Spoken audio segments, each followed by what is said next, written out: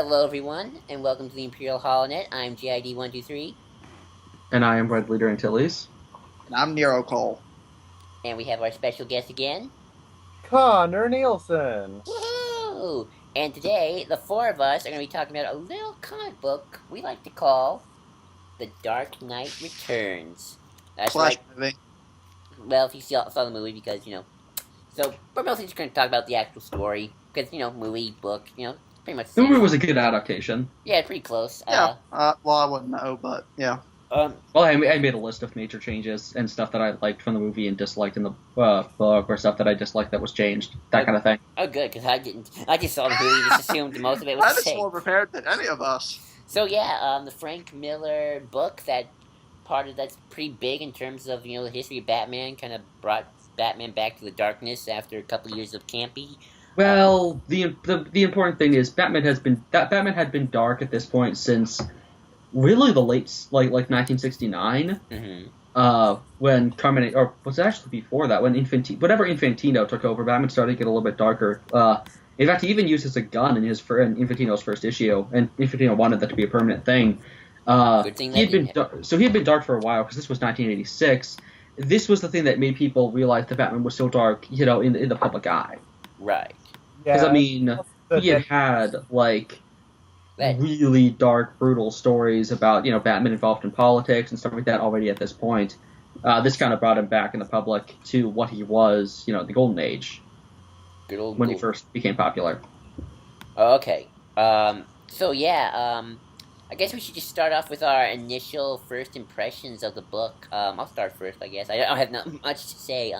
I really enjoyed it, both movie wise and comic book wise. I think the story's really cool. I kind of like the whole generational thing going on here, especially in terms of the villains. Like I kind of like how a generation's sort of passed, and Batman's like trying to come to grips with like maybe he's like too old now to be doing this thing. Like the golden age of costume heroes might be over, but yet he's still going. But he still wants to go strong. Especially like that when he get in terms with his rivalry with the Joker when they bring that in. It's Batman Lethal Weapon. I'm too old for this shit. Pretty much. I like that. Yeah. I don't think I would probably want this as like my continuous Batman. I sort of like it as its own thing. But yeah, I think it's fine, and I really liked it. That's all I could say, really. How about Connor? You're a guest. How about you talk about this? What's your initial thoughts, or just your returning thoughts, depending if you've read this before? Yeah, I. It's been about 4 years since I read this story. So going back to it, I was surprised how much of it stuck with me. Mm-hmm. And this is interesting because this story captures a voice and a time it came out better than a lot of other comics I've read from their eras. It's surprising how we can look at it from our quote enlightened perspective unquote and kind of critique this with modern values, but it's something I shouldn't like, but I really do because there's a power and a passion behind it. I think it has some story issues here and there. I still have no idea what Two Face's goal is, but Oh yeah. and I think Frank Miller's art uh, is problematic at times, especially Oh since yeah. It's I think weird. there was something lost in translation. I think from pencils to inks to coloring, but overall, this is really good, and I like this more as a historical piece, as a piece of history more than anything else. But I do really like it. Right. Red. How about you? You seem like the most prepared Uh, out of all of us. yeah, well, I kind of had this outlook from when I started reading comics, because I haven't been reading comics for about only 4 years, though I've amassed a massive amount of Batman stuff. I always held off on Dark Knight Returns until, and Watchmen, because I wanted to kind of get through the mediocre stuff and always have those kind of almost as if a light at the end of the tunnel sort of thing. Right. And actually, the day I was an hour early to go to see or actually 2 hours to see Batman v Superman, and I picked up Dark Knight Returns because there was a Barnes & Noble next door. And one of those is, good, one of those isn't. But finally having read this, because I'd watched the animated movie a lot of times, and so I thought, reading the book, it would pretty much just be the animated movie, all over with just, Miller's art style.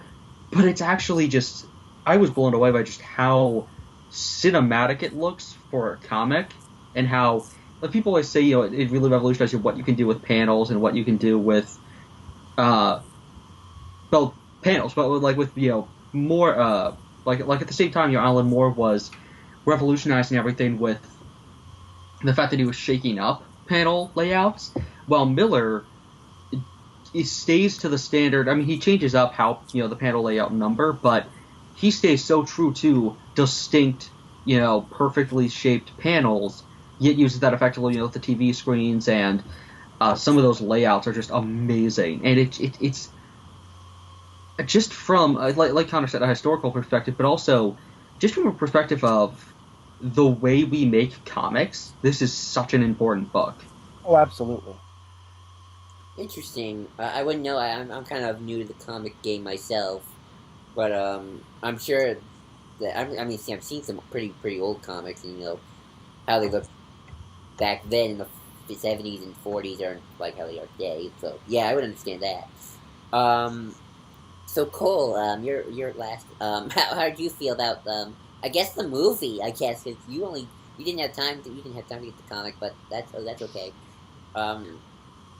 Well, for me, I don't have a big history with comics. I have been more into manga for the past few years of my life, especially my high school years.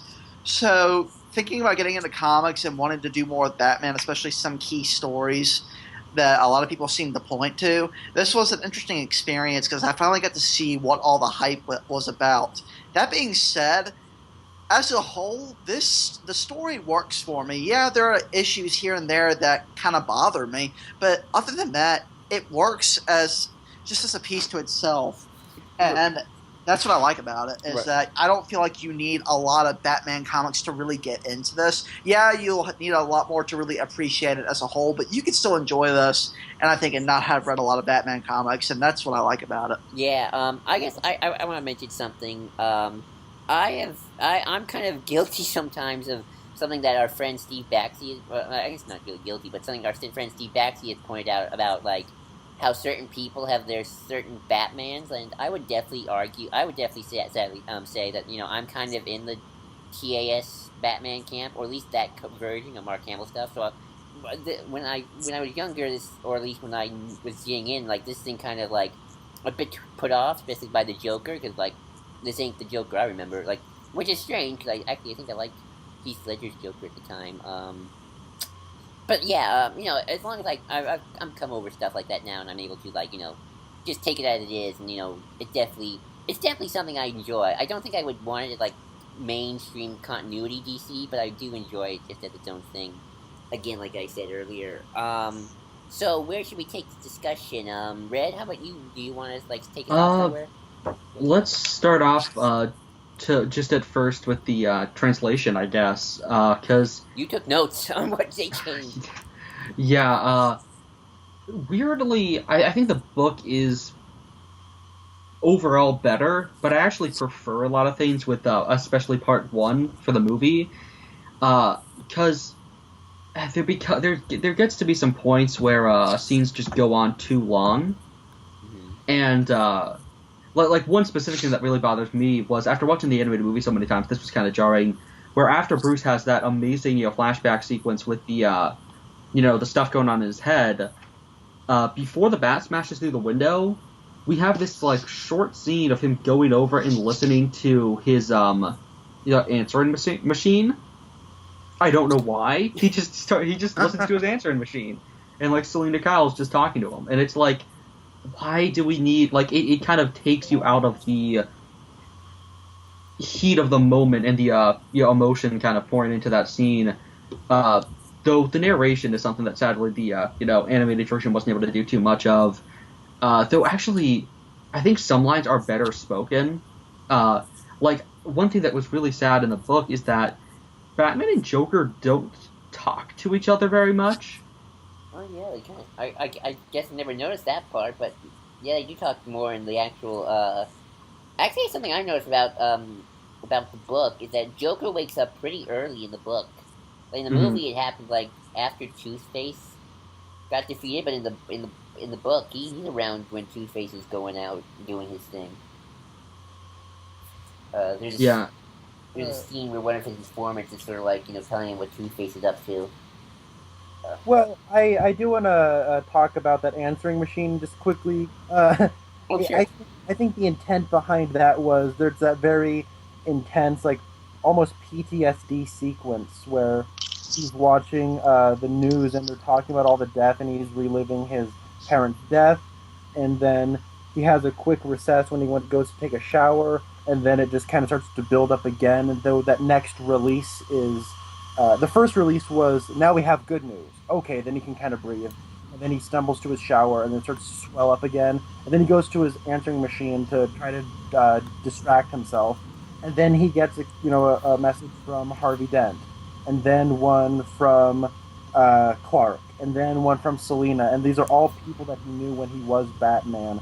And then it just keeps building until the bat comes through and he can't deny it any longer. I didn't realize that was a shower. Oh Uh, yeah, we will get to Frank Miller's art because I have no idea what's happening on the first page. Oh, I thought I he was just outside in the rain. I just realized that right now. that's a Uh, shower. I'll tell you, like the I read artwork. this a lot in high school, so I there are some things going back. I don't know if I would have known if I had not like gone out of my way to find out what they were. Wait, where's the shower again? It's it's right on page. Oh, damn, it doesn't have page numbers. I know. It's the page when he knocks over the statue, when after the pearls are falling. Which I really do love, though. The usage, which is something sadly the animated movie doesn't do that well. Which is the uh, news, because it's so in your face and constant throughout the and just unapologetic in the book, yeah, and like it's every freaking scene. It interrupts fight scenes, and like again, like that whole conversation of Batman didn't kill anybody that they're having while Bruce is fighting the Joker, and like all of that really gets just gets the point across really well, and it never goes away, and some of these pains are just freaking horrifying, and you really get a sense for it, not just how bad how Gotham is, but also, well, actually, really just Gotham. Like, it feels very isolated, and Messed up. yeah, it's really, really effed up. Like what was it? The thing that really like shocked me was what was it? Oh yeah, the Snow White thing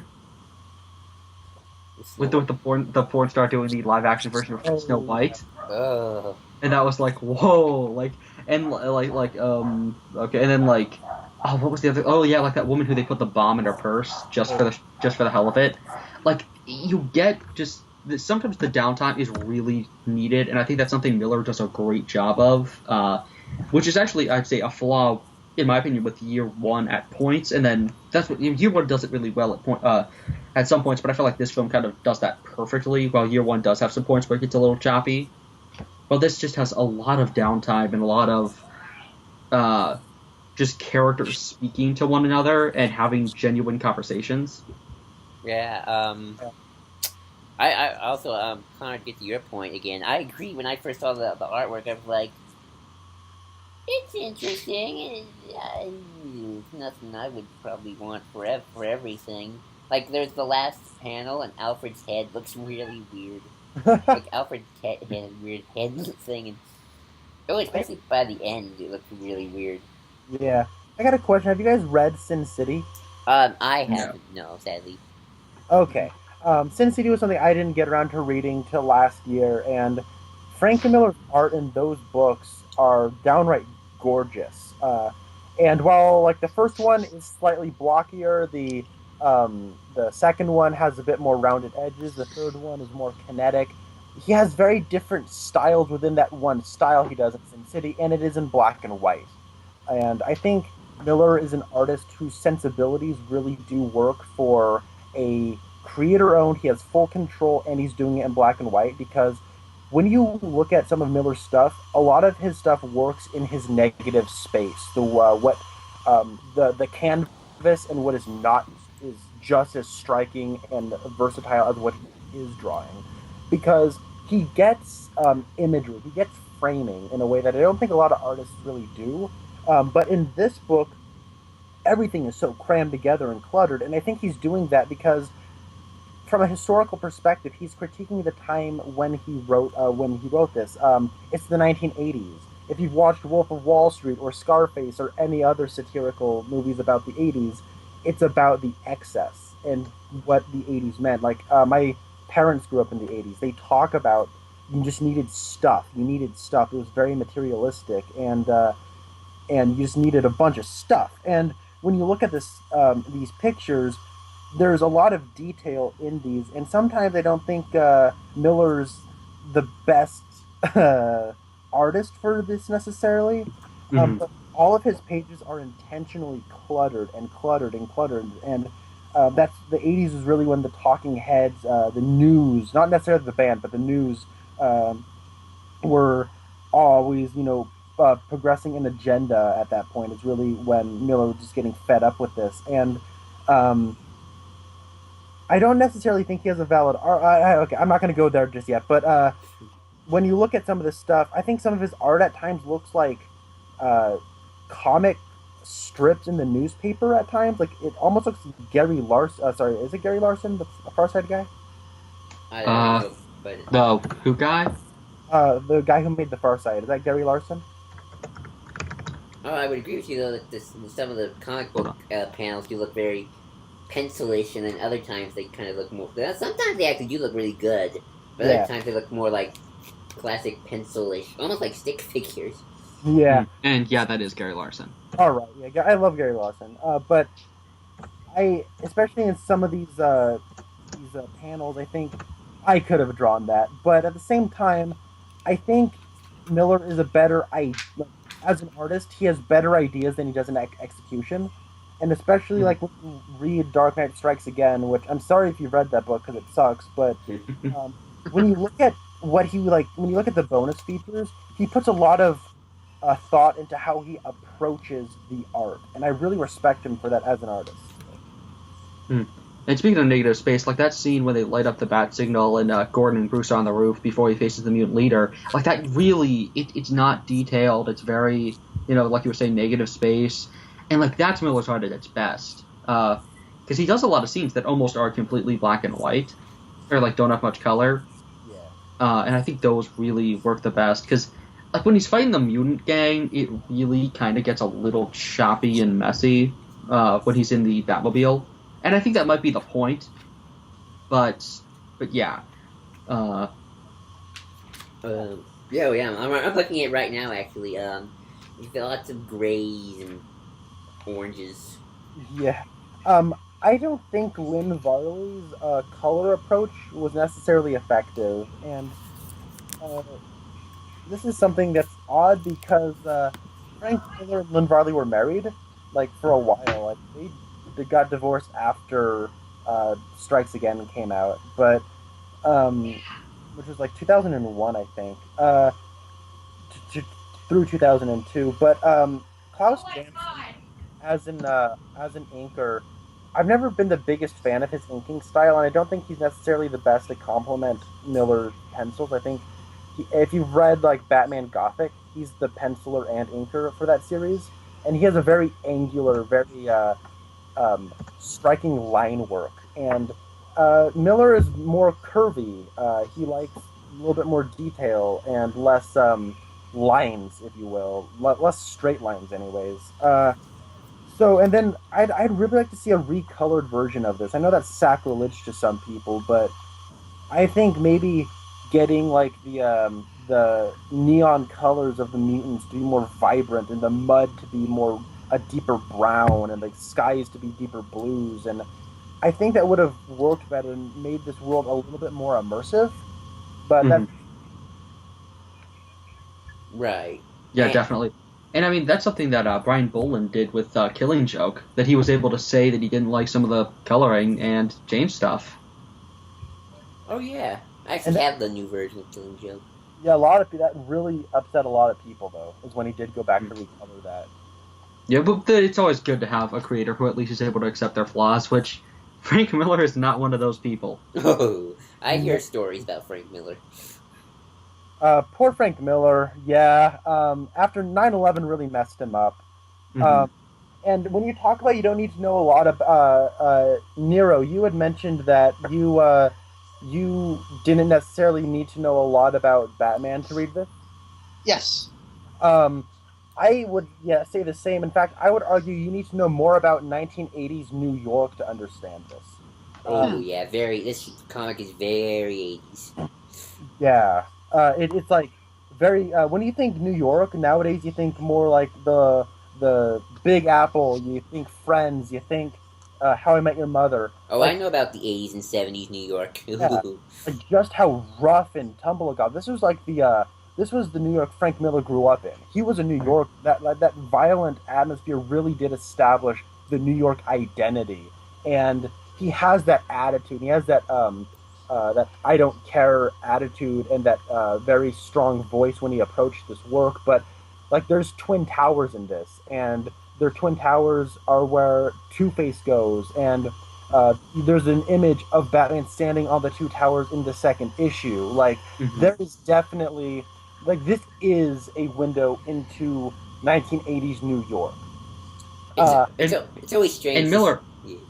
what were you saying? I was just saying it's always strange to see the two towers and things like just from in entertainment nowadays because of what happened. And I mean we couldn't predict it obviously, but seeing yeah. like the twin towers in the movies from 1990, like there they are standing straight and tall. I just Yeah, always and find that towards interesting. the end of the first book, there's the part where he shoots the line across and starts walking. That has to be a nod to the guy who did walk between the two towers. Right. That was my first thought when watching the animated movie for the first time. I was like, oh, that's referencing that thing. Because, yeah, this is definitely New York. In fact, I was reading an interview the other day when just researching some stuff for anecdotes, and something I found was a very recent interview with Miller before Batman v Superman came out, where he said that a big influence on this book was the fact that, like, within what was it, like around that time he had been mugged like 2 or 3 times, like in a year or in like a few months, Yeah. and like just he had like no. He was saying that like most be like with it's interesting because Paul Dini's writing a story right now about how he actually got mugged in real life and like got his jaw broken, was in the hospital for a while, and how he kind of gave up hope in Batman after he got mugged. And what's interesting is Miller had more hope in Batman after that because he felt so defenseless and so weak that Batman was kind of as a lot of people said in power male power fantasies, and that's kind of what his version of Batman is.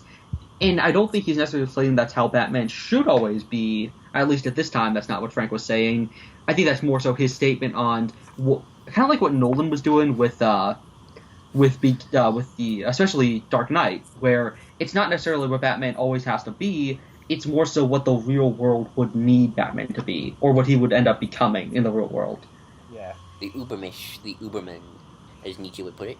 It's And, funny. It's funny you mentioned that because I don't want to go into this like necessarily now, but down the line, like Miller is angry and pissed off in writing this, so he you know swings swings a punch at the liberals and the conservatives alike, and I think in doing so unintentionally supports fascism. But mm,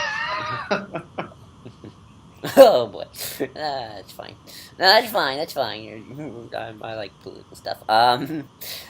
Yeah, we've heard that one, and of course, Batman versus Superman does not help that argument. But then again, Batman versus Superman didn't help that argument in a lot of things because there's no hope in that movie. yeah, yeah, Yeah, Doesn't matter if very much so. even though like I like again, this is kind of like what I'm always saying about this book. Like I wouldn't want this as my definitive Batman, but I do like it. I agree. Yeah. It's an So interesting take. yeah, it's an interesting take. Mhm. Cole, how about we go to you now? You've talked about this actually on your Twitter. You don't care for the Robin, at least in the movie. Maybe the book's different. I don't know. Yeah, I don't know what it is, but when I saw her and Batman recruits her, I kept thinking to myself, I'm like, wait, what? This is how you recruit Robin? The person that's your right hand person when you're crime fighting? Really? It's that easy to be recruited? It was jarring, and I don't know what it is. And maybe the book does it better. I hope it does, because as it stands, the animated version makes Robin a very, and she's not a terrible character, but she's a very iffy character. She almost feels non-existent in a couple of scenes. She's very underdeveloped. Yes. Red, you took notes. Is this true in the book as well? Yeah, she's pretty much the same amount of underdevelopment. Though I will say, in favor of the character, I think the reason Bruce recruits her is solid, which is obviously, as much as he doesn't want to admit it, he does miss Dick Grayson. I mean, in the movie he just says Robin when he sees her, but in the comic he's talking about he's joking to himself about how as he's lying in the mud about how Robin was the what was it like he says hold on, I was trying to find the line. I think it was like what was it that Two-Face called you? Hold on. Oh yeah, here it is.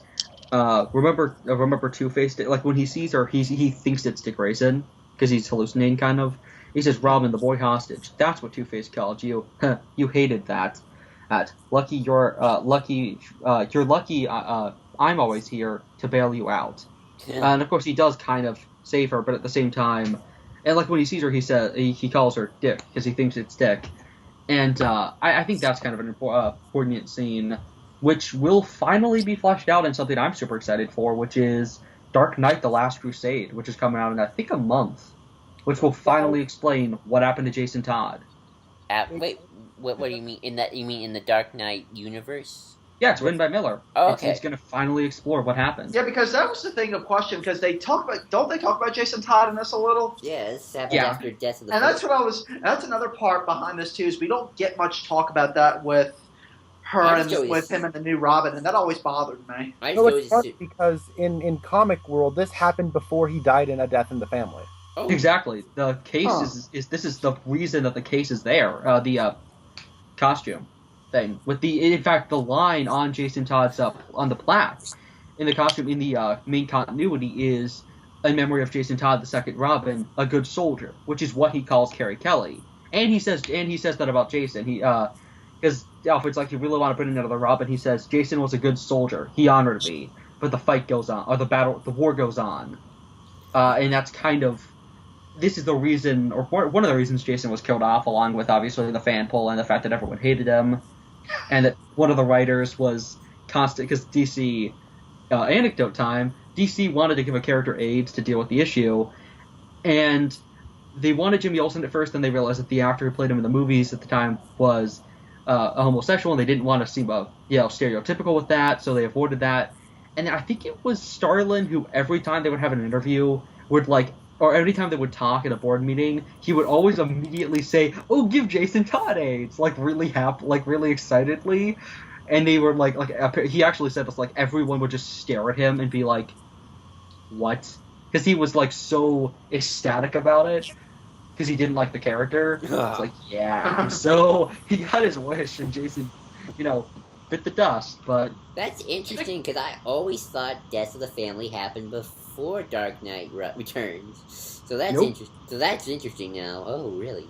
Speaking of Jimmy Olsen or James Olsen, whatever you want to call him, he was the one character in this movie that every time I saw him, I was like, dude, what happened to you? You look like you got hit by a train or something. I don't know what happened here. Is he in the book?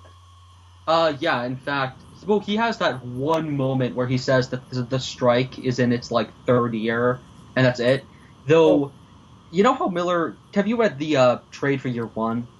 I have year one. And of course I know just the premise a little bit. But Connor, you have the trade for that? Yeah, it is over at another house, but I do have it. Yeah. Well, you know that opening thing where it has a newspaper article written by Oh yeah, that Golden Age hero, Slam, what's his name? Slam Bradley. Uh, yeah, and this trade has Truth to Power by James Olsen as another like anecdote thing. It's not as good as that whole like what a town thing because I love that intro to year one for the trades, and this does that as well, and they have like uh yeah like Ralph he's talking to like Ralph Dibny, who's the elongated man.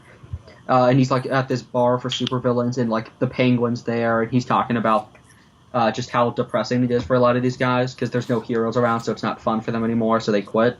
Yeah. And that's kind of all he does in the entire book, which is only an added thing for the trade. Yeah. Well, have you, if you've unfortunately read Dark Knight Strikes Again, he is like the prominent talking head in that. Oh yeah, I remember that. Yeah. If we ever want to talk about Strikes Again down the line, we gotta talk about Jimmy Olsen. Yeah, that would be. Well, maybe we'll make this a series. Maybe I'll buy that trade and then do Dark Knight 3. Maybe I'll get that trade myself, and then all of us can do it. Or maybe I'm saying here, maybe I will too. Just scream the entire time in anguish. I probably mentioned that they released the Absolute Edition of Dark Knight Returns, and they combined it with Strikes Again. Yeah, which is the stupidest thing ever. So, like, I was actually going to read it in Absolute format for the sake of this discussion, and this book just isn't built for the Absolute treatment. I love Absolute editions. Like, my Absolute New Frontier is one of my prized possessions. But that's because Darwin Cook is an artist whose art is meant to be seen. This one is more informing the story as opposed to just showing off. So there's a couple sequences, but after a while I just had to go to like just the standard trade and just read it out of there. But they did release the Absolute Edition as a deluxe edition, so it's considerably cheaper now, and they're probably going to release it as a trade, so you can get both Dark Knight Returns and Strike Again as the Dark Knight Saga trade paperback. The Saga. They should include Master Race in that, because at least it balances out, because that's that book's not good, but it's Dark Knight Returns for the present day, and not in like a cheap and gimmicky kind of sense. Like, yeah. Have you been reading that? I've been collecting it. I haven't read any of it yet. I'm waiting. Issue 4 comes out sometime this month, or maybe next month. But I'm just gonna wait till there's like 5 in the can, so I can at least have. I don't like waiting 3 months for a single issue to come out. So. I'm behind. I haven't gotten issue 3 yet, sadly. But just from the first 2 issues, it's dealing with a lot of modern issues. It's dealing with police brutality. It's dealing with the news and everything, but even more so about the political agenda stuff than just the constant, news. It's I'm shocked it hasn't gotten into stuff with like Yindle hasn't been too involved yet, sadly. Yindle has been very involved, but we haven't gotten too much with Batman himself. It's kind of been Yindle's story, which is actually really cool because apparently she wasn't that involved in Strikes Again. Oh no. Here's the thing about Strikes Again. I don't think it's the worst Batman story ever written. It's just extremely boring, and it's more of a Superman story, and Frank Miller does not know how to write Superman. So then there's irony. there's All-Star Batman, which is the worst Batman story ever written. So, oh my god. I don't want to go into that can of worms, but... Oh, yeah. All-Star Batman and Robin is the worst piece of media I've ever consumed in my life. There's never been a movie I've seen that is worse than that book. There's never been a book that I've read that is worse than that comic. There's never been a video game that I've played that is worse than that comic. It is the worst thing humanly capable. I hate that book to no end. It does not deserve to be finished. And there's our review of All-Star. We're getting a new All-Star All-Star Batman. Yeah, you know what? Maybe if this series is good, if Scott Snyder's All-Star Batman is good, I can actually say the words All-Star Batman in that succession without dying a little bit inside. So. Of course, there's no Aunt Robin, sadly. Though apparently we're going to shove Duke Thomas into more stuff, but that's aside from the point. So back on Dark Knight Returns, I guess I should say one concept I always did find enjoyable, and I always kind of like, is the idea of like Joker, like completely being like in a comatose when Batman's not around. Like Joker has just no reason to go on when Batman's not doing his thing, which I really always enjoy. I find that interesting. I like that too. Yes. Snyder had an interesting take on that, actually, because apparently Bruce, in the most recent arc, Bruce and Joker both died, and I stopped reading, but I did read the scenes of Bruce and Joker talking when they're healed, because Bruce doesn't remember his parents' death, he's just a nice guy now, and Joker is just a normal guy as well, and they're sitting on a park bench talking to each other, and Joker apparently went there to, or pseudo-Joker went there to commit suicide, apparently, because it's by a cliff. And they kind of allude to stuff, but the way I take it is that the idea there is that the Joker, the part of him that's still the Joker, knowing that he isn't this force of nature, now he's just the man he once was, is so horrified at that concept that he would kill himself before he'd let that happen, and as well as the fact that Batman is no longer Batman. There is now definitive proof to him that Batman is dead and Bruce Wayne is all that's left. And it's not even the Bruce Wayne who was, had his parents killed. It's not that whole, what was it, like, what was the line? Like, behind all those batarangs and bat suits, there were just people like crying out for mommy and daddy. I'd laugh if it wasn't so damn pathetic. Oh, hell, I'll laugh anyway. It's like, yeah, that whole thing. Behind all the suits and battery, you're just a little boy in a play suit crying for mommy and daddy. I love that line. That's the best line of Joker ever. And this Joker is kind of, which we should talk about this Joker beyond just the Commodore stuff is really interesting, but this is a very shocking Joker for a lot of people. In fact, I remember the first time I saw this Joker, and I was very shocked by just how different he was. Yeah, me too. And I always have my preferential Joker. I'm in the Mark Hamill camp. Sorry, folks, but that's me. But yeah, he's definitely kind of. He's kind of what's the word I'm looking for? I don't want to say homoerotic subtext. Yes, that's probably good. That's a good word to use.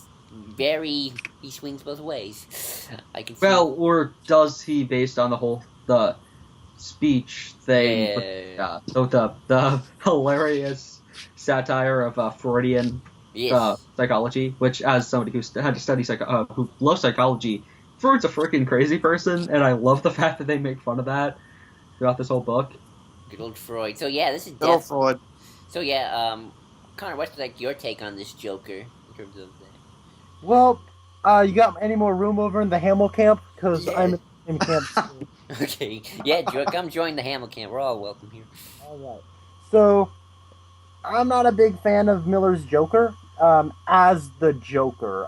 I think this character works in this, and you'll hear me say this as we go into characters. I don't really like this Batman as Batman, but I like this Batman in this particular story. Yeah, I would agree with that. He's Frank Miller with the Batsuit in a lot of ways. Right. Yeah, exactly. And, or what Frank Miller wants from the world, what he feels is necessary, or does he, depending on how you look at it.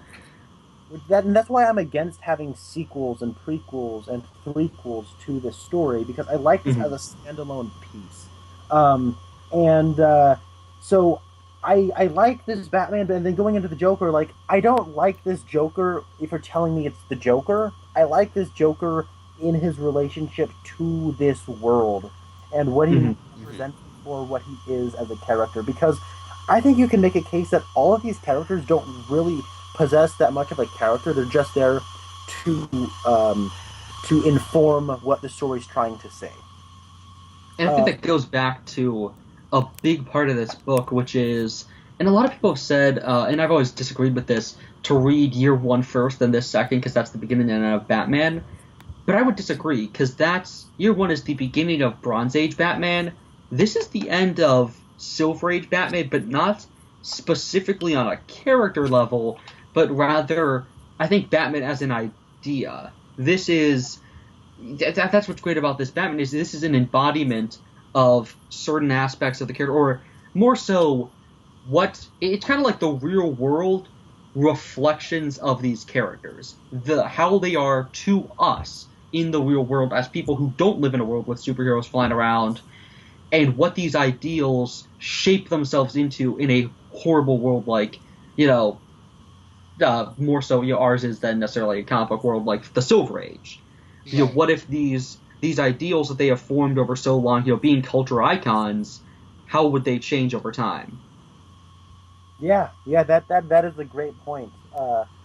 Especially the The 80s. Joker is more or less just a serial killer who smiles. Mm-hmm. Does he smile? Yeah, Well, yeah. yeah, he When he does. when he dies, which No, actually no, I do no. like the He touch of. smiles when he wakes up too. Yeah, he smiles when he works Oh up. yeah, that was a really good scene. Uh, in fact, Batman kind of smirks more than he does. Interestingly, though. Yeah. And then like I'm seeing him, he's shooting stuff, and he's got this like evil grin on his face. Um, to quickly touch on art, way back at the beginning when it shows the guards at Arkham passing by the windows, and that's when we first see the Joker, and he just looks like a normal dude with white skin and green hair. I like what they do with Two Face and having the panel being split into two.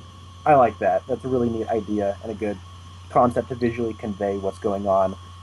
Because the two doctors you could also argue represent a writer and an artist in a creative team, and Two Face is their comic, so to speak. But yeah, going back to Joker, uh, he smiles. Yep, that's Connor, Chad always anything does. you have to say on the Joker? I mean, Uh, Cole, sorry.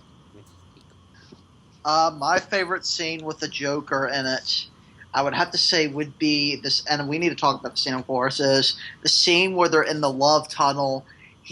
Both of them are battered up, and Joker says, "I've won. I'll see you in hell." I just love that whole exchange. Mm. Yeah, Which, sadly, a lot of those because in the book he doesn't talk until Batman snapped his neck, pretty much. And this is something I feel like the animated movie does a better job of. Is it takes this running theme from I think the previous issue actually, or earlier that issue, of Joker, because in the previous issue Joker says it, then in this issue Batman says it. The whole uh, Joker line about, and it's all in internal stuff, and I'm glad it's actually the two of them talking in the movie. Is that you know how many people I've killed by letting you live? I lost count. I never did. I know, and I love you for it. And he never tells that to Batman in the book. That's internal monologue. And having that in the actual like speaking lines really works for me, especially because again it fits more with that tunnel of love thing, which the fact that their final confrontation is in the tunnel of love is still just is one of my favorite parts of this book. it is a great environment. I also Because think. Oh, sorry. I'm not the biggest fan of the homoerotic subtext Joker necessarily, but I feel like it actually does work in this story Yeah, I would agree with that. I kind of liked it. somewhat. I kind of like this confrontation because I feel like Joker gone. It's sort of marking the end of an era because it's always been Batman versus Joker, and at the beginning, Batman's dealing with like these kids who are like these young punks who like they're not like they're criminals and they're dangerous, but they're not like the Joker. They don't have the finesse of the classic Well, criminal. well, that's the line that gets Bruce pissed off is I know that it is. reporter saying though they're as bad as the And I Joker. know I love that line because like Uh, Bruce like they're not like the Joker. They're a bunch of punk kids. They don't know what real criminals are like. They which don't. is why I'm against the sequels because Joker is, and I'm somebody who's okay with a Batman going on past Joker, but the problem is this Joker isn't Joker in the sense of the character. He's Joker in the sense of the embodiment of the fight, of the struggle of Batman versus crime. He's the physical embodiment of that, and the point is that when he dies, Batman dies in a lot of ways. That he Right. has to go underground and everything. Beginning with that, that's why Superman goes after him. Joker's death starts the chain reaction that of Batman's death, Right. and then of course becoming a symbol, something everlasting, yada yada yada. But good life, good enough. But it's still important to remember this is the end of that relationship, and that's kind of an important thing. You can't just skip over, or you can't just have Batman keep going after this. In my opinion, Right. I kind of find it interesting. Like Batman's return marks Joker's return, and then his death marks Batman's death. So they're always intertwined. It's always a symbol I've always liked. Not too much, of course, like with '89, where they had to have Joker create Batman by killing his parents, but mm-hmm. more just that. Oh, great, good. So actually, a character you brought up, Connor, Two-Face. Let's talk about him for a moment because he kind of confused me in both in the book and the movie. Like 1 minute he's like saying he redeemed, then after that he goes crazy again, and they don't really say why or how. Or at least I didn't catch it. Did you? Um, that's one of those things where we could get into the age old argument of is Batman responsible for his rogues gallery?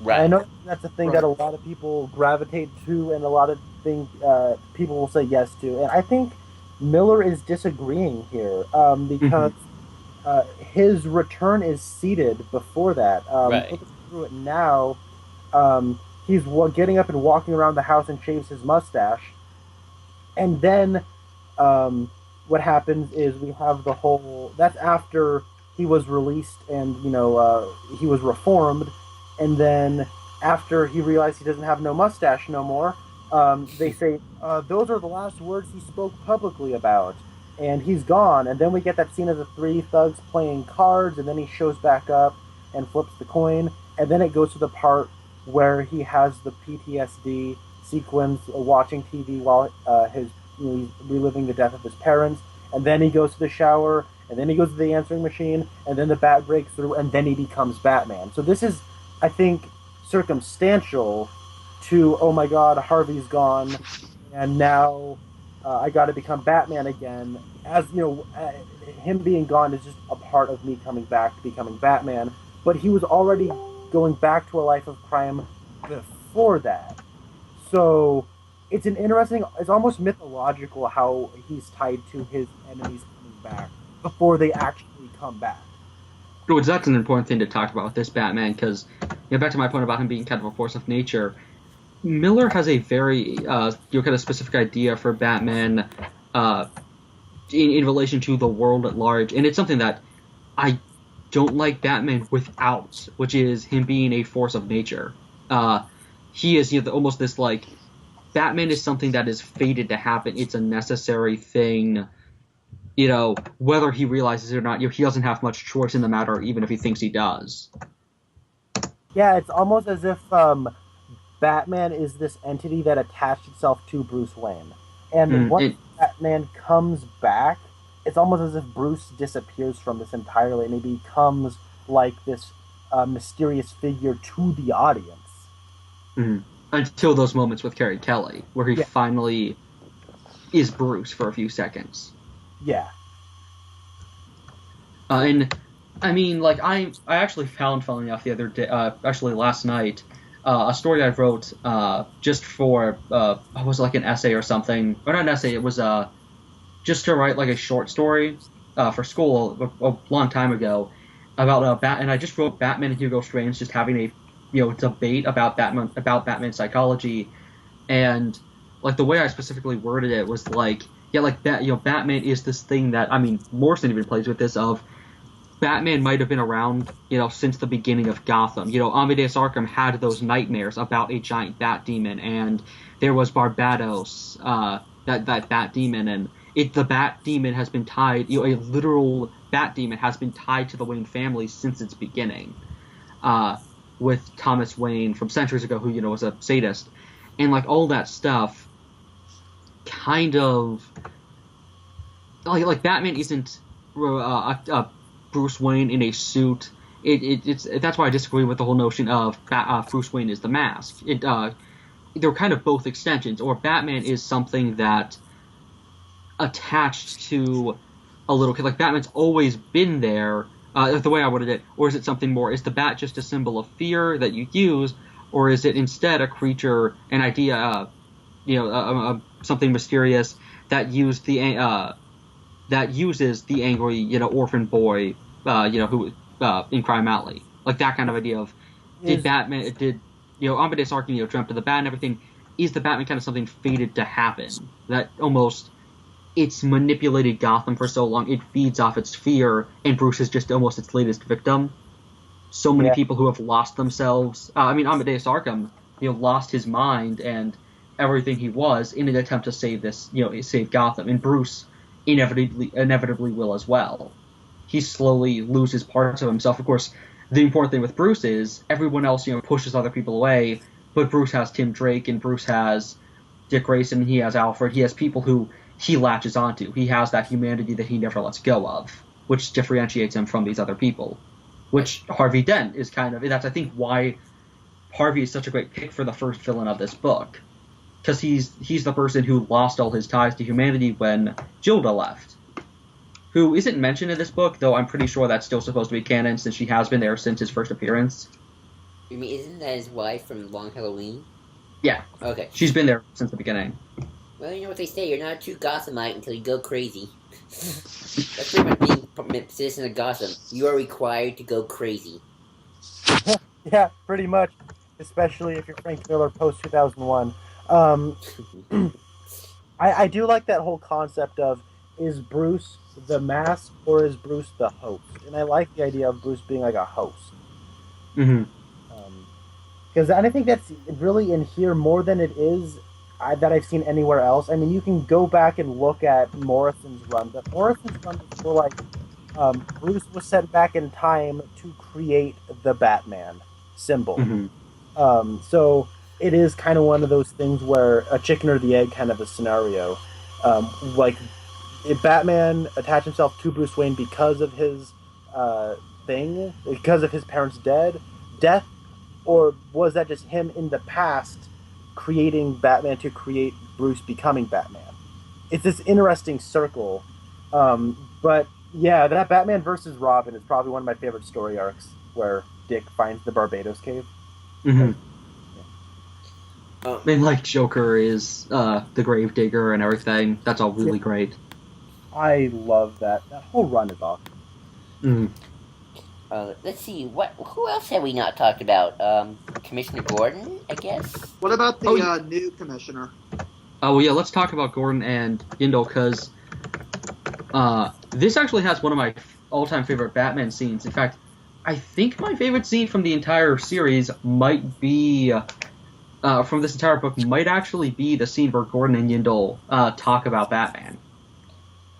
Yeah. Just that entire sequence of about Roosevelt and the whole thing of, he was too big. And, of course, when Yindel finally realizes that and, is talking to Merkel and says, no, he's too big, he's too important. And that's such what Batman is in this book. He's an idea before he's a man. Yeah. And that's kind of what Gordon realizes. And I love all the stuff like Gordon talked about how Bruce never fully realized just how, how many roles he bent for him and everything. And you have a Bruce who kind of thinks he's a loner and thinks he should be all on his own and realizes just how important his allies have been there the whole time. That's always the strange thing about Batman, as just always, he's the hero that everyone thinks, if you don't know him, like, oh, he's the loner, he doesn't do stuff with other people. Superman's the one who always has friends. Like, Batman probably has more friends and family than all the superheroes combined, probably. Oh yeah, Gordon's been there since the beginning. Day one. He's been there since Detective 27. Robin came about pretty fast. Jolie Madison came about pretty fast. Alfred came about a few years in, like 5 years in. Though he wasn't really Alfred till like the 70s, and even then, I wouldn't say he wasn't definitively who he is until post-Crisis. Right. When Year One's really the thing that reinvented that character, at least in terms of backstory.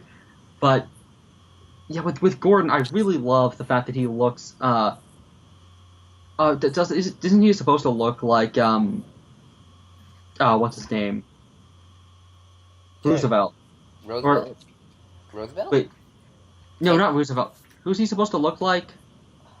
Which one? Gordon. I like which depiction? All of them? This specific version of Gordon. It looks like Teddy. I mean, Bryan Cranston didn't come around for a while, so I don't know. He's supposed to look like a certain president, I think. Because I know he looks like Teddy Roosevelt in what do you call it? Gotham by Gaslight. But here, I really like Gordon in this book because he doesn't do much. But I think that's kind of the point, is he's there for moral support. Yeah, he is more of a voice for the pro-Batman in the society. Because he represents the police force and how the police supports Batman through Gordon. I And really he's like that scene later in the movie and in the book. Well, I think it's more maybe in the movie. Gordon kind of like rallies the people after the Gotham's in anarchy and kind of gets them to put out the fires. Oh yeah, that was great. Yes, that's a great scene.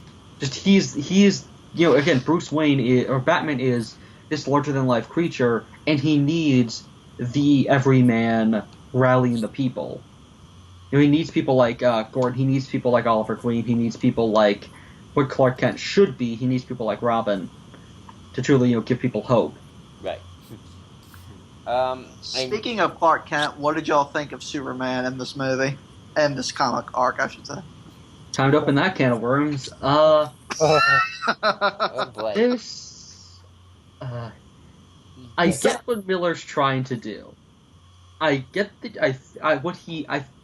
what I think he thinks he's doing is that this isn't supposed to be Superman. That it's supposed to be this is Superman gone too far. And I've seen a lot of people saying it's supposed to be like Batman being better than Superman. I think the idea is more so supposed to be that this is Superman who's lost his way, and by the end, Bruce reminds him not of what Batman should be, but of what Superman should be. The only problem is the sequels kind of ruin that. Yeah. I see this as like Superman is the establishment, and this is the way of taking and that's the way he's the golden age. He's the person who brought in the superhero. He's Action Comics #1. He brought in the age of superheroes. So he's kind of the establishment in the way that he literally established the superhero. And when we look at the establishment in the real world, the establishment owns the news corporations. The establishment owns all of these things, and they feed us their agenda to benefit themselves. I'm going into like Miller-esque. This is definitely what he's thinking about. Which he's not. Interestingly, because a lot of stuff in the 80s with sci-fi and dystopian futures had had this outlook of corporations would control everything. And Miller kind of predicted what ended up happening, which is the government controlling the private sector. Yeah, absolutely. And it's really interesting that he predicted that so accurately in this book, because they kind of do control everything. And of course, they control superheroes, which I think is supposed to be a commentary on the superhero, the notion of the superhero, the industry of the comic book industry being controlled by policy and by editors more than writers. Imagine if Frank Miller had gotten to write Civil War. That would have been interesting. 2001. Oh god, that is true. I still like this fight a lot more. This fight makes a lot more sense than it did in Batman versus Superman, though. And I think. The parents line makes so much more sense here. Even though I don't buy the line. Wait, you gave them the power that should have been ours, just like your parents taught you. When did Ma and Pa Ken become commies? When did that happen? Did they create? Did they make their crops shaped like a hammer and sickle? Did that happen at some point? For me, this fight would be a 6 out of 10. Not enough Martha. Not enough Martha. Oh my gosh, it's the reverse here. Yeah, he's his boot on him, or Clark's the one who wins actually here, which I do actually like. And again, I think Miller's point is exemplified with the fact that when Bruce is quote unquote dead, Clark says, don't touch him. Like he's protecting Bruce. In his cradle. It's supposed to be something that I think Miller just doesn't get across, or it's unfair to Superman. I think the point he's making is a good one. It's just why use Superman like that? Or I get why he uses Superman, but he throws him under the bus pretty heavily, or I guess speeding locomotive. Really quickly. It's kind of depressing. I feel like though Miller. I feel like if I had to choose between who to, I feel like Miller doesn't. I feel like it's not as bad as Snyder though. I feel like at least Miller had a point. Snyder just. Oh yeah, I mean Superman has 42 lines apparently in Batman v Superman. He has a lot more here in 2 issues. Oh heck more. So sorry, Connor. No, Connor, you go first. I was just gonna say that as much as I don't think Miller nails Superman, he at least gets Superman more than Snyder does, because this one, like, he doesn't want to fight Bruce, but he kind of has to. And in that one, in Batman v Superman, there's like 5 or 6 different reasons, like not just reasons, like plausible situations where he couldn't have fought Batman. They're just Yeah. I guess that should get us into maybe like one of our final points is like this is the book that quote unquote inspired Batman versus Superman, and I use that term loosely for whatever Zack Snyder considers inspirational, because Batman is a crazy psychopath in that movie, and here at least he's not trying to kill people.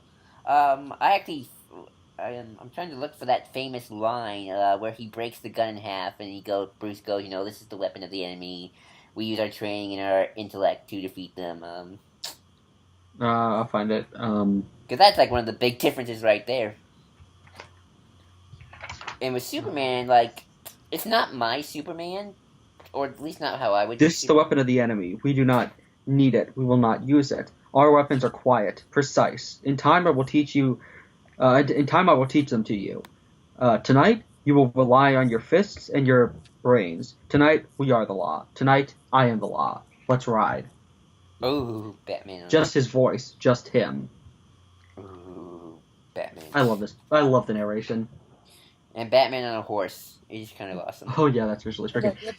I love Miller has a real knack for that inner monologue. If you've read Sin City, after I read Sin City, I would just involuntarily be narrating my life in a Sin City way as I walk down the street. Just Yo, I'm walking down the street. I see the sun glares hot against my skin. Ducks cross the street. They look cute. All of a sudden, we cut to a characterish version, a cartoonish version of Reagan talking on the TV. And it's sort of like with Superman, like I understand what Miller's going for. Like that's the big difference between Batman versus Superman. Like I can see it happening in this world. Again, it's sort of like I agree with you, Connor. Definitely, like this is a book that everything makes sense for this universe, but I wouldn't want it as my main DC universe. Yeah.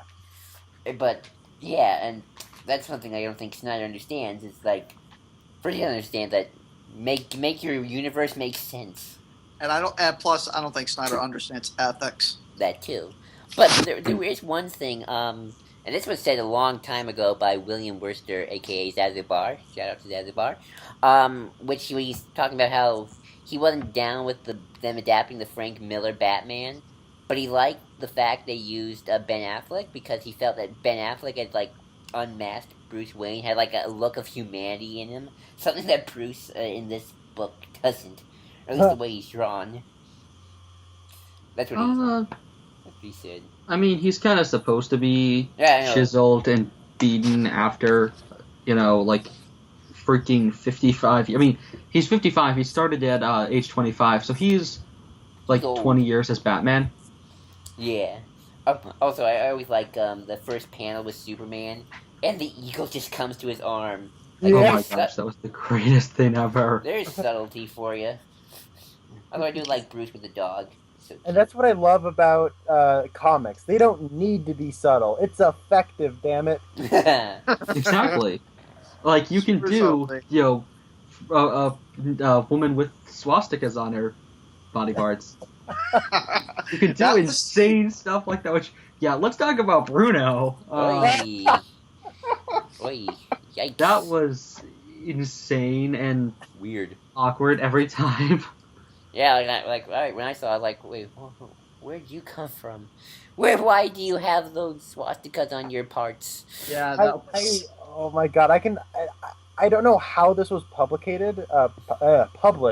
but I'd like to see the publication office of, like, they're producing this quarterly, so he's drawing these as he's getting the reception for the last one, and, like, Dark Knight Returns Part 2 with, like, Dark Knight Triumphant? Dark Knight Triumphant. So it's Dark Knight Triumphant is getting these mass, critical, just applause. Everyone's digging it. It's amazing. He's like, all right, I can do whatever I want. Swastika titties, yeah! It's totally Frank Miller, like in a nutshell. Frank Miller. He'll do weird stuff. And they'll buy it, too! I mean, at least in this book, we didn't get the Frank Miller's hog tie fetish. At least that didn't happen. His what? His hog tie fetish. Hog tie? Oh, Don't ask. my. Which they mentioned in Daredevil as a reference to Frank Miller. Damn it, Red, you got me curious. Just read your one. It's hilarious. Cause it's just. But yeah. Also, Superman looks creepy after he gets exploded by a nuclear bomb, even more so than in Batman vs Superman. It's more scary. Well, there he just looks kind of tired. Yeah, just like Give him a 5 hour energy and he'll be fine. He looks like a Ty Burrell with zombie makeup on. I thought he was Bizarro for a few seconds before. To be honest, like, oh, this Well, it would have made more sense. Well, he is Bizarro. That's what that Superman is. that's true. Except Bizarro's nice. But yeah, Frank Miller, you don't get Superman, but you get him more than Snyder. That's all I gotta say in terms of that. Is there anything else we have to discuss? I'm kind of running out. Oh well, we have the entirety of the politics of the book, and and just the statements on the world at large. So let's start off with the mutants, because that's really, of all the villains, that's kind of the one. That and I guess Superman, but the mutants are kind of the first big political statement sort of thing. Kids these days. Well, that's how I that and I think there's a lot of stuff about the institutionalized psychopaths and mental health. Oh yeah. Yeah. Connor, you I don't know, are you a big political buff? Maybe you can help us here. I wouldn't know what to say. When it comes to politics, I'm very uninformed. Okay. In a lot of cases, like I have a working knowledge of the basic American political structure, but when it comes to like the history of politics and like mental health and all that stuff, I'm kind of lost on that stuff personally. Mental health has always been a big issue. Like, we don't take care of our mental health at all that well. Like, if you don't have like somebody take care of you, you're kind of screwed. And at least it's not as bad as say the 1800s, where yeah, put them all in a room together and yeah. But our mental health institutions need a lot of work. I think it's a lot more here on kind of mental health in relation to the media and constant like justifying people's actions. Like, it's one thing to say, okay, this is why they did something. It's another to use that as a justification for atrocities. And like Bartholomew, let's talk about Bartholomew Wolper, because he is the most hilarious part of this book. You just want to punch him every time he comes on panel, but it's hilarious.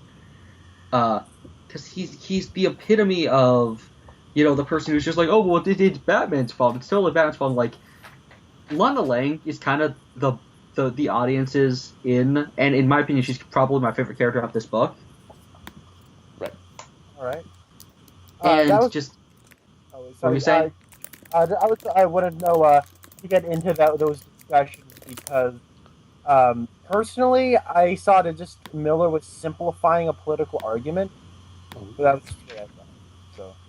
But I think his point is more so that the news itself does that. Yeah. Okay, that's fair. I want to hear your reasoning for like Lana Lang being your favorite character. Well, I think it's just because because everyone in the book is kind of just pulling the kind of that excuse for actions as kind of the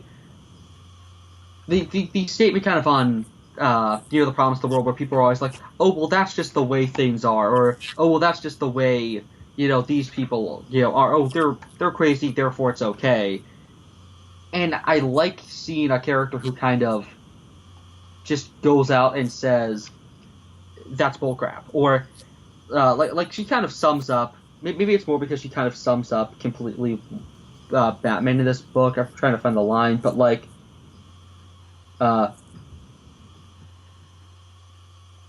like the line. There's a really good line. Like, if Harvey Dent is returning to crime, let's please note that certainly he knows what he's doing. His kind of social fascist always does. Then why do you call him a fascist? Because you like to use that word for any motive that's too big for your little mind? Because he fights crime instead of perpetuating it? And I think that's the kind of the point of Lana is to be Frank Miller's voice through the book, kind of, in the fact that she states her opinion, yes, but a lot of it is also dismantling the fact that everyone else kind of tiptoes around issues. Like they're trying to have a political debate, but then they constantly tiptoe around the debate itself. Yeah, and that's understandable. I do like her boisterousness. One thing though I do like about that scene is she doesn't really answer his question, and she calls him out on it. So I do see, as Frank Miller does admit that it's a hard, like his opinion does have holes in it, but he has his own opinion about it. Or kind of also, it kind of the whole thing that he comes back to with Gordon's speech, that there's no definitive answer. That the best way to answer these questions isn't to look for the one true answer, but rather to decide what works based on the situation. Yeah, that is true. And that's kind of what Lana's looking for. Like, Lana isn't saying, criminals like Batman should be allowed to do whatever they want. It's, we allowed this to get out of control. It's almost like a repentance thing. That, the Gotham City let crime get this bad because they'd rather ignore it than do anything. So, people like Wolper want to point fingers, where instead of pointing fingers, she just explains, this is why Batman does what he's doing, and from there, let's see if we can, fix the city. Batman isn't somebody who wants to, be like this always. He wants to fix the city and then move back to how he already was, or retire, or whatever. And again, I think she has a really good, I really do like that line of, we live in the shadow of crime, with the unspoken understating that we are the victims of fear, of violence, of social impotence. A man has risen to show us that the power is and always has been in our hands. We are under siege, and he's showing us that we can resist. And while she doesn't answer the question, I think she kind of did in that sentence, in that speech, with the fact that, what about due process, what about civil rights? Her point is, those things should work, but as, the society messed with, or tried to, like the media and whatnot, almost controlled the press, almost like the press almost started to control the law and all that stuff. Because, you even get to that point where, look at the fact that the judicial system is clearly being affected. We see definitive proof that the judicial system is being controlled by what the press says, because of that scene with the mayor. Ooh, I've seen just scenes. I watch cable news a lot, sadly. And I found it. The steam that whole steam room thing with the when the mayor says and I've given it a lot of thought. Dale's looking good. He's available and he's black. They're thinking less about who would make a good commissioner and more about what the press would say. That Batman is necessary because the management of the city has gone out of control. It's not that Batman is good, it's that the city has gone so bad, and that Batman needs to fix that, and then hopefully he will, go away into the darkness, which is what he does. He keeps his promise. And I like how a lot of this book is about action, taking action, and what you do with your power, and how the mayor of the city, arguably the most powerful man in the city, is neutral, and that's why nothing is happening. Still pulling. What was that? Still pulling opinions. Oh, yeah. Because he keeps saying that. And, when he picks Yindel, it's pretty much just because, like he says... Because somebody else picks it for him. Oh, yeah, but the line he has, I forget which point it is, but he says at some point, she has a strong stance on the Batman. Not that he agrees with her stance, just the fact that she has a stance. Yeah. He has no stance. He just needs... He's just what do you call it? A patsy. He just is somebody else's toll. Yeah. Very much. And again, I don't think Miller's saying that Batman is good, or that necessarily all organization, or all mayors and stuff like that are like that, but rather that this is what will happen if we let it get out of control. That people like Batman, I think that one guy exemplifies it best when he says, "I'm shocked there aren't 100 more like him." Used to be. people are fed up. And I think that's Miller's point is whether you agree with Batman or not, nobody wants Batman to have to exist. And so he's telling this to the people of the 1980s, we have to change. We have to not, we have to change because otherwise people like Batman will, whether you think they're necessary or not, whether you think they're the right or not, will arise. And like the And very good things nobody or very wants bad things. Yeah, and on both parts, even if those people are as good and truly wholesome as Bruce Wayne is, it's still a bad thing because crime got that bad. I mean, look at history The itself. fact that Batman has to exist is a sad thing. Bruce hates Yeah. the fact that Batman exists, and that's kind of what Miller's saying about present day for the time New York. And if you look at history, that's always the rise of something, and it could be something good, could be something really bad. I mean, Germany, 1933, Hitler, he was, that led to some bad things. Russian Revolution. You got sometimes good things like the New Deal that could lead to that.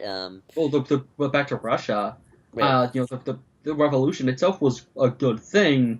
Communism was kind of I'm not a communist, but that's kind of what they needed. Right. Or what they Like thought what they needed, and of superhero course it's all enthusi- about Stalin getting too much control and stuff. And that's kind of the point Miller's making is you can't let that get out of control, or else fascists will arise. Not necessarily that fascists are good, but rather that it's also the fault of a society that perpetuates their existence by refusing to change, by refusing to evolve. At least I think that's what he's saying. There's an argument to be made, but I've heard the argument. I wish Steve were here. He'd probably be able to political us through the harsh waters more than we could. We're amateurs here, so we don't want to say anything that will offend our audience or the NSA. Well, Connor, you were gonna say something? Oh, I was just nah. I mean, I have something to say about Two Face that I forgot, but that's kind of irrelevant right now. Oh, okay. We can finish that up. So, yeah. I would agree with that. Like, if we don't change, something's gonna happen. That's definitely a big political thing. Is there anything else like we didn't touch on? Uh, I mean, I think we still should probably talk a little bit more about the constant news and everything was an interesting statement and I kind watch of a lot of cable news all the time, so I'm used to it even today.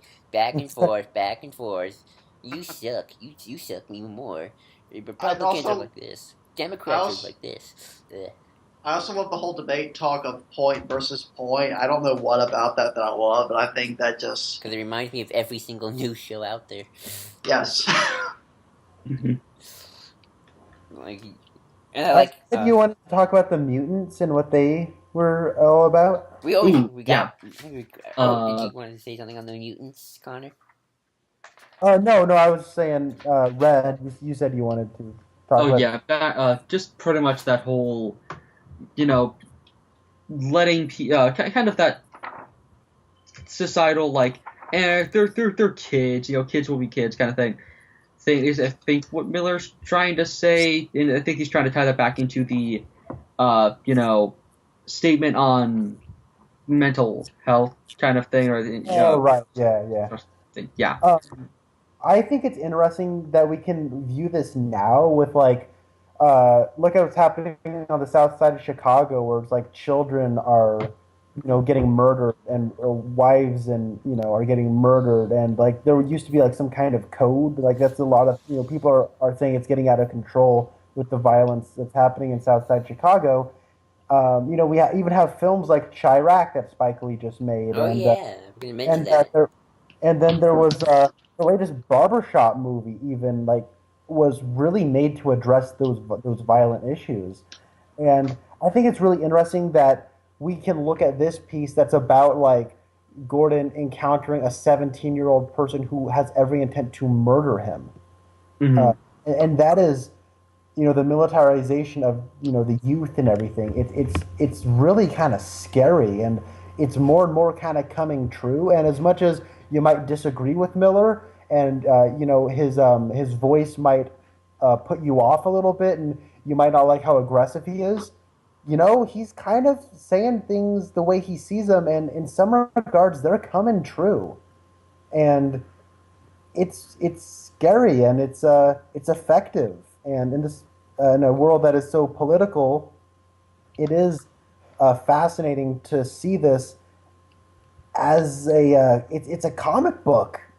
From the 1980s, and we tend to look at the 1980s with like this set of neon glasses and what's it, bright pants and everything. But And then like weird hair and shit like that. Like we see it as the cartoonish 80s that we see in like comedy films and stuff like that. But the New York of Ghostbusters is a very different New York than the New York of that actual time period. yeah, that's a great way to put it. Gotham actually is more like Chicago. Actually, I think it's supposed to be based off Chicago.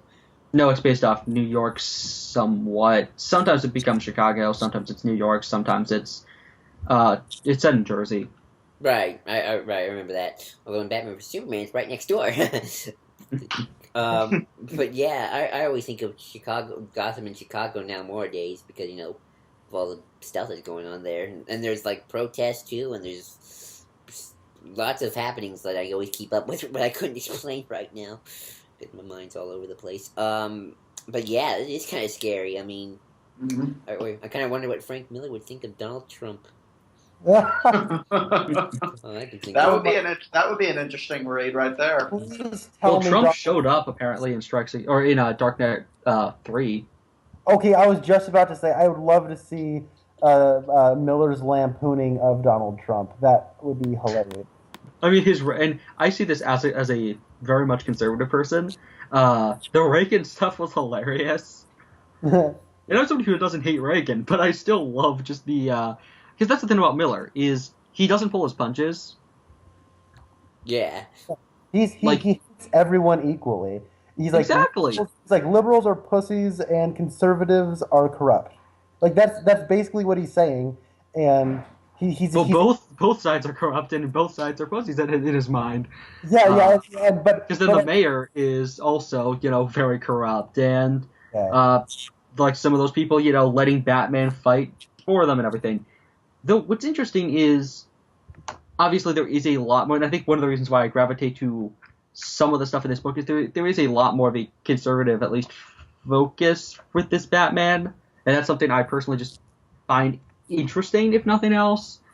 Though what's interesting is, of course, he shows extremists on both sides, and that's what makes Miller so interesting. And like, it's not like with Alan Moore, where Alan Moore is just trying to start a conversation without letting his own personal opinions affect it at all with Watchmen.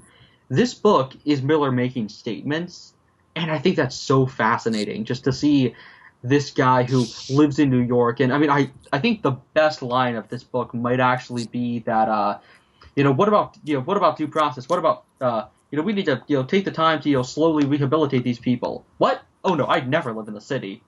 Yeah.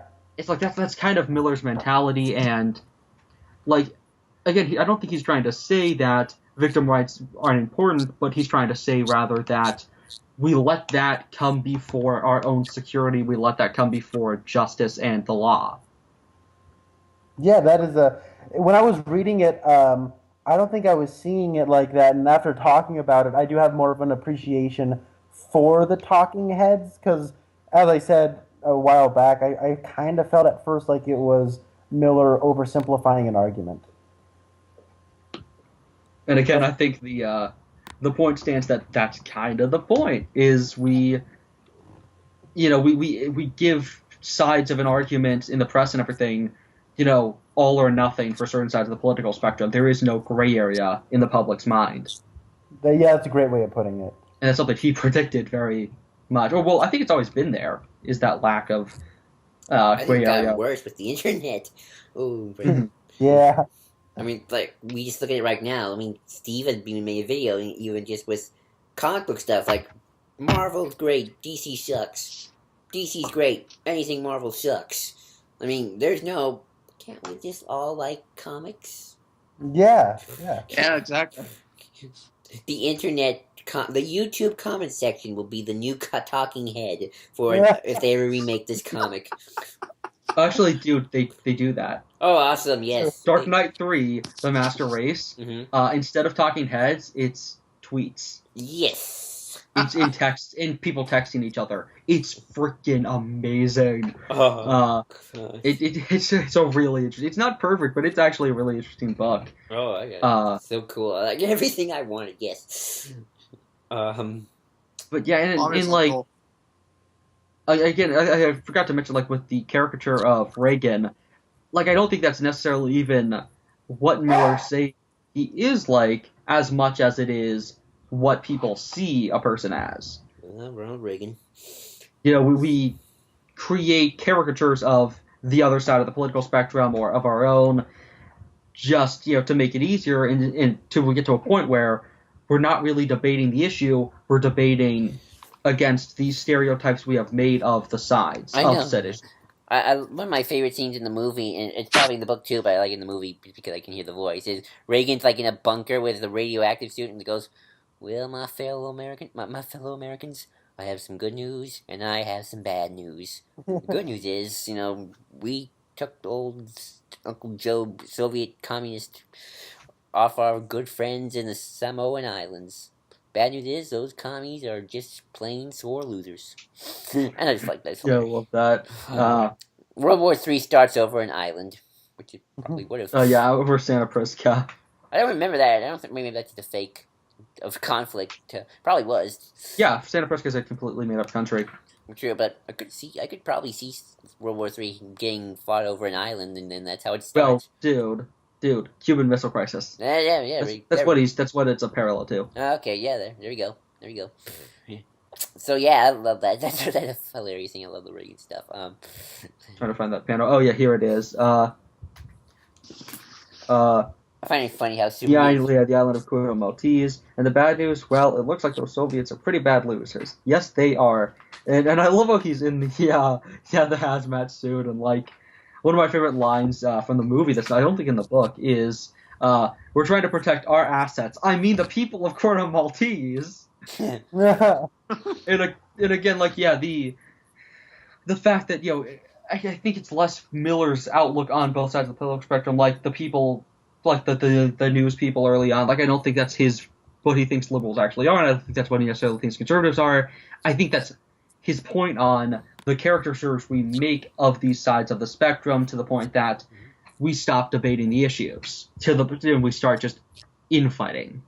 Yeah, we just start. Yeah, and that's really my issue with just American politics in general.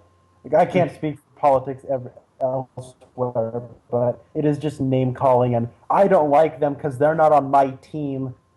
And it's getting away from the actual issues. It's pretty much a lot of things. Yes. That's pretty much nerd. That's a little bit of nerddom too.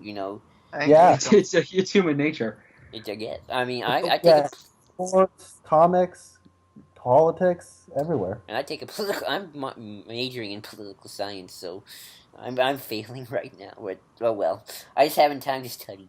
Oh, by the way, question: what happened with the general guy? The general guy?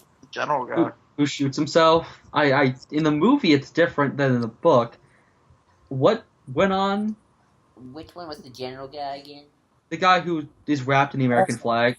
Oh, let's see if I can find. Did Bruce find his dead body? The way they narrate it is interesting. The way they kind of frame that is. The general's record is an anthem of orders barked by deafening explosions, of steely, reassuring voice above the cries of wounded men. An anthem shouted in a discourse in its last few notes by misappropriated weapons sold to the mutants. I almost asked him why. Yeah, so he was coming to interrogate him, and so he shot himself before he could tell Batman what was really going on. But I guess sorry about that. I guess what ultimately happens is he's not the one who's necessarily responsible for selling the weapons to the mutants. He's just a cog in the overall system that has led to this point. Oh yeah, that general guy. I'm sorry, now I remember. Yeah, he was selling weapons to the thugs. No, in the movie, because he wanted to keep his wife alive because of medicines. Mm-hmm. Yeah, and they later explained that I don't have it in front of me right now, but it's like his wife was he was depressed because he wasn't having insurance for his wife's treatment Right. because they needed a rare treatment in order to cure her, and he was getting very depressed because of it. Joyous reunion of the Woodley family. I guess it's a statement on the economy, Yeah. especially in the '80s, because that's like the like. I guess I should explain this because I kind of know this stuff, and I have my views, but I'm not gonna make a defense or attack on this. I'm just gonna say the '80s was that's when Reaganomics trickled down, all that stuff. That's when we sort of left the New Deal era, the progressive era, and that's where we sort of like entered. That's when globalization started to really kick in, especially in the '90s and '80s. Like the '80s started, and the '90s kind of picked up. I don't want to get into a big economic debate with you guys because I don't know anything about economics, so I'm not going to. I have my ideas, but I'm not going to get. And do you read Batman books for economics? No, I do not. Exactly. No, I do not. I watch Alex's Twitter for economics. Thank you very much. Just kidding. I'm just kidding. So I do have a quick question. What is up with Two-Face's plan? So he's got two helicopters. One's an old army surplus, and then we got one that is new. And he's in the new one. He lands and he hijacks the news and says, "I am evil." Blah ha ha ha ha ha ha. And then Batman's like, "Oh my God, here's this bomb. It's gonna go off. It could go off at any moment. This is a interesting bomb." And ultimately how we figure out that it's Humpty Dumpty or whatever that guy was. And then Humpty Dumpty hadn't been created yet. Which actually, when I saw the animated movie, that's what I thought it was. So then he pulls up the gun, shoots it, and then the people are like, "Hey, that's Batman, shoot at him." And then Harvey gets inside of a helicopter and takes off. The old army surplus one, he freezes, so that one can't go off. But then that one takes off anyways, and then he takes down Harvey Dent because he jumps out of the helicopter, and then it blows up in the sky. Like, what was his end game? He wanted to commit suicide and take a bunch of people with him. But how? By blowing himself up. But the thing was taking off. I think there was explosives in the building. No, hold on.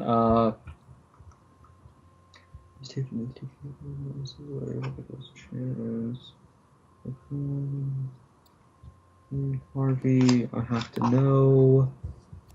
He's got your style, Harvey. He's got your style. How old is Harvey in this movie? Takes nearly a minute for all this. I guess around like 50 or 60 or something. He looks pretty good for a 60-year-old. I wonder how old Joker is. Yeah, I guess 50. I'm not sure. I've always assumed Batman and his rogues are around the same age. I always think that. I would have thought that too, especially because it's Harvey Dent. I'm like, he looks a lot younger than Bruce for some reason. Well, he got his face reconstructed. That's true. But even as Two-Face, he still kind of looked. I'm like, wow, you're keeping that longevity going. Wow. Well, you see, now his body has to keep only half of his body preserved now, so True. He doesn't age nearly as much as he would have. Right. Joker's age is always weird to me because he's sort of like. I've always considered him, or at least it depends, I guess, on when you see the Joker in, like, if it's Batman's early career or not. Because sometimes he looks older, like he looks like he's in his 40s, and other times he's like 30s. Yeah. He's like that guy. What? What? Oh, I thought he said something, Cole. Nah, you got it, Connor. Connor? Yeah? Oh. You were going to say something? Oh, no. It's Red's I thought you were going to... I can't even find his plan. It seems like, in the book, it doesn't seem like he necessarily wanted to commit suicide then, I guess. Or he thought one would explode and then he would run away, I think. So, logic, people. I mean, he is a crazy person. Yeah. He's a crazy person. I love how Red just simplified that. In a comic book, crazy is just a general thing. Motives do not exist. Yeah, Actually, I'm not sure what Joker Lex has a Luthor plan. was, but he was pretty crazy. So. But yeah, like Joker has more of a plan than Two-Face does in this book. Oh, Yes. Yeah. Joker makes. Yeah, well, I agree. I mean, I don't get a lot of the Two-Face stuff. I mean, I get the symbolism, but I just don't get like the plan or what he's doing there. I don't even think he had the plan. Did they ever do something in the movie? Was the movie different? Yeah, the movie it's explicitly that he's trying to commit suicide. Okay, maybe that's what it Because was. I think what happens is that I think his people in the plane in the helicopter take off because Batman pulled him away. It's not, he was gonna sit there and blow it up. I think because in the book he doesn't know if it's Harvey. He Right. thinks it's an imposter until he takes the wrappings off. Right. Well, in the movie he knows it's Harvey. Something also I just want to mention. I kind of like how they do the symbolism thing of showing Two-Face completely all messed up. Mm-hmm. Like he was never like no longer is he just half monster, half man. Now he's all just monster. He's completely crazy. I mean, he always was completely crazy, I guess. Well, no, because he had that bit of humanity, which is the whole thing with Bruce. Right. But now he lost it. Apparently, I guess that's the thing. Did he die at the end? I forget. Like No, he's No, alive. Bruce. He's alive. Thanks, okay, man. Recovering. okay. Oh, I just wanted to ask since we're still here, since you read the sequel of Dark Knight Returns, isn't Lex Luthor a part of that one? Yeah. Yeah, it's Luthor and Brainiac are the villains. It's more of a Superman story. Yeah, he's in there. Oh, I didn't do much. He's just there. He's just there to be a douchebag and say, "I got collateral on you, Superman." And he smokes a cigar, and then Batman cuts in his face because Zorro, because comic reference, and yeah, so that's really there is to it. He's just there to get a Z cut into his face, and then I'm gonna get that Batman if it's the last thing I do. Oh, that's sad. Okay, I just was curious. I thought I remembered looking it up, wondering like I was kind of wondering like where is Lex Luthor in this universe? Like, wonder what he's doing. Yeah. Is Lois Lane in this book? No. I'd assume maybe like in the the movies? No. nope. I'd assume like what might have like Lana is in this book, but Lois isn't. I'd assume maybe what happened is it's kind of like that All-Star or not All-Star. What do you call it? Kingdom Come thing that happened to Lois. Damn. Except they don't imply that Joker killed her, because in that book Joker killed Lois Lane. Just like an Injustice, Well, he made Superman kill her there. which is what pretty much Justice League is going to be. Injustice. I'm putting my money right there.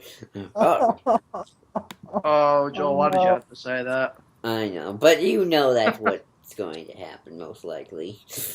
But yeah, so final any other topics to touch upon? I can't think of any. I can't think of any. I Other. can't think of anything either. Red, can you? You're I guess this book just has really good aesthetics for Batman. Like they do a lot of really good jobs with like his gadgets and everything. Yeah. Yep. And the bat signal and I don't know. I guess we could get into final thoughts. I guess. Yeah. So cool. Let's see your perspective since you've just watched the movie. Yeah, start with you. Final thoughts. I enjoyed this. I agree with y'all. This isn't what my definitive Batman would be. However, having seen it, I can appreciate different sides to him. And that being said, I think I came away with a more respect for his character in general, just after seeing this movie. I'll go. For me, I agree. You know, it's not my Batman, but I like it for the context of the world. Everything works in the context of the world. I also enjoy our little discussion about just the politics of it because everyone always when I talk to people like when Steve talked about it, and some people say Frank Miller might have accidentally made a good case for fascism, which scares me because I'm like on the total opposite end of that spectrum. But I think we did a good discussion, and we might have seen the different points of view, and all that. That was cool too, and I think it's just a very interesting tale. Red, you want to go for second next, and Connor, you can go last. All right. To the fascism point again, I think a lot of that is Miller doesn't intend that, and it becomes a point where he's satirizing stuff so much that the things he's satirizing accidentally kind of take on a life of their own in the story. Well, that cabin's for any for any discussion. Sometimes, some like philosophers. Looking at you, Nietzsche. But yeah, okay. But overall, for you, Ray, This book is just again like it's not my Batman necessarily, but it's just so amazing in so many ways. Like there's so much to explore. Is there a book about the psychology of this book or philosophy of it? If there's not, there should be. you should ask Steve. There has to be because this book. I mean, there's like 2 books on the psychology of Watchmen. There has to be a book on this because, like, holy crap, there's so much. And what's great about this book is again, like from today's perspective, we can call a lot of we can call Frank Miller a lot of names and talk about the fascism in this book and stuff like that. What's important to remember is so much just this is a book so much of its time. It's very 80s. It's set in the 80s. It's Batman in the 1980s in a way that I don't think many comics are, and I don't think anyone really can capture like Frank Miller can. Although it's strange that some of this stuff can be even applied to today still. That's well, I think that's an important distinction about the fact that a lot of the politics of politics kind of a lot of themes have prevailed throughout American history that we just take on many forms, but they're nevertheless the same ideas that are consistently going through. And I feel like that this book just does such a good job of showing that. And again, it doesn't pull its punches. It's a conversation starter in a lot of ways. Yeah. Agreed. Mm-hmm. And it's awesome Batman action. And it really it's the best realistic take on something because you've got a godlike alien flying around, but I'm using the term realistic just because it's what these heroes would mean to the real world, and not in the sense of what would this character be like in the real world, but rather what do they mean to us? What is the point of these heroes? Why do they exist? Why do we read comic books? Why do we look up to them? Why do we idolize them? And I feel like Frank actually does a decent job of almost defending the adolescent male power fantasy idea for superheroes in the fact that there is a lot of empowerment stuff with this book. That whether or not that stuff is actually genuinely something you would agree with politically, I don't know if that's necessarily the point as much as it is that Batman can be anything. That it's an idea that transcends so many things, that can take on so many forms, and that's kind of what Batman is in a nutshell. And I think that's what Miller's trying to say in a lot of fronts. And again, like it adds that this book just did so much for Batman as a character, and it showed definitively that force of nature aspect, and he was no longer just a guy in a car. This Batman is the most human and fallible, physically, you can take him down Batman, and is simultaneously he is the most almost godlike, embodiment of an ideal of fear of whatever he whatever you want him to represent, kind of thing. Is that all your thoughts, Red? Yeah, just this book is you have to read it. It's something that I thought for a long time I didn't have to read it. I watched the animated movie. You have to read this book. It just the way the panel layouts are. It's I wouldn't say masterpiece. It's an experience. Oh, you took the word right out of my mouth, man. Okay, I guess that's a good coin, Renee, for Connor. You can say your thoughts. Which I'm ripping off Jonathan Nolan, by the way. Oh yeah. Oh, I'm just like, all right. They didn't say it yet. Oh, they said it. Yeah, it's an experience. It totally is.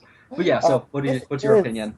This is an experience to have because I think if you want to get into comics, I think this is important to read because it changed a lot and added things to comics that a lot of people didn't know you could do with the medium. And I'm sure, like with Denny O'Neil and Neil Adams' run and Carmine Infantino, there is like the darkness in Batman that came before this. But I think this is really interesting to look as a way to look at the times, not just the times as they were to comics, but as the times as they were to America. This is a very interesting piece of work. I think the art is spotty at times. It gets better as it goes along, but I really like the way Miller approached this work and how he executed it. Whether you agree with it or not, it is extremely important to read this. Oh yeah, I would agree with that. It, Yeah, I guess that's And that's it. That's the end of my yeah. my yeah. Speech. Yeah, read this, people. We all recommend it pretty much.